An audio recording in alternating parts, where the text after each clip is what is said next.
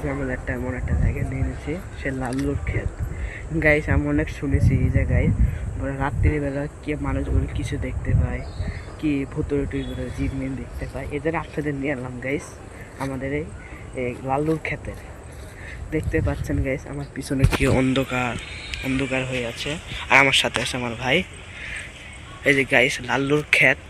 আজকে কিন্তু অনেক বেশি বাতাস হয়েছে গাইস, দেখতে পাচ্ছেন বাতাস হয়েছে আর মেঘলা মেঘলা ভাব।